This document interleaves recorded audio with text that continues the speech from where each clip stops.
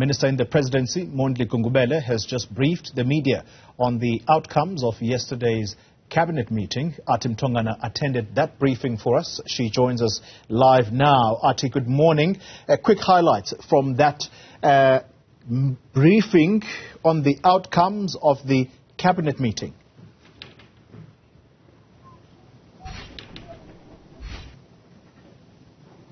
Yes, clearly a very brief post-cabinet briefing by the Minister in the Presidency, Mondli Gungubele, who was basically outlining what had been discussed in that cabinet meeting. And I can assure you that they were not speaking about a reconfiguration of that cabinet. That's what he told members of the media here at the Imbizo Center, saying that is the prerogative of the President as to whom he appoints where. That's the decision that's going to be made solely by the President through the advice that he would seek. Now, we also asked him about when this eminent Minister of Electricity is going to be appointed since the announcement last week during the State of the Nation address, and he was also not clear about when the Minister of Electricity will exactly be appointed. And he also did not tell us how much has been allocated since the declaration of the national state of disaster to respond to the severe impact of the energy crisis and load shedding on many businesses and many sectors of society.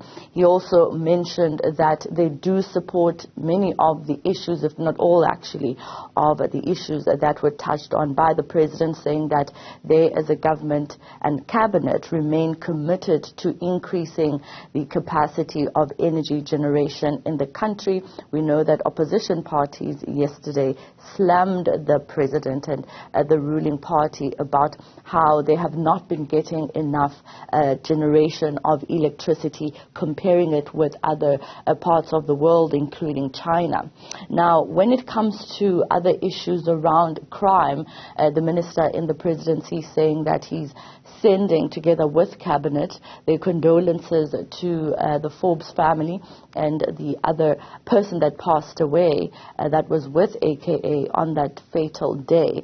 And he says that it highlights the gun violence in the country, and they remain committed with the Ministry of Police to ensure that they remove illegal firearms from the streets. He mentioned that they have, to date, removed about over 65,000 illegal firearms from the streets, and he has conceded that they need to do more, given the fact that a lot of these shootings happen day in, day out, and so we are expecting the Police Ministry to actually be briefing Parliament soon on crime statistics, because that's also an issue that a lot of members of Parliament during the debate in the past few days had been highlighting, which is the issue of crime. Yeah, Athi, let's wrap it up then.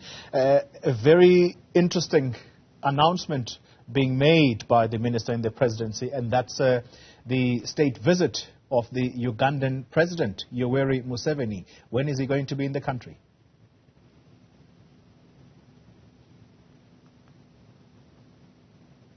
Well, he emphasized not only that, but the fact that Cabinet has passed 3 bills, and some of those bills, of course, include border control bills, which inform the decisions that Cabinet makes in relation to other African countries. He mentioned that the President will be heading to Addis Ababa for the AU, and that in those meetings it strengthens the relations that South Africa has within the African continent with other heads of state. So that is something that the Minister in the Presidency assured us in terms of how much the Cabinet is actually looking at strengthening the ties with other African countries.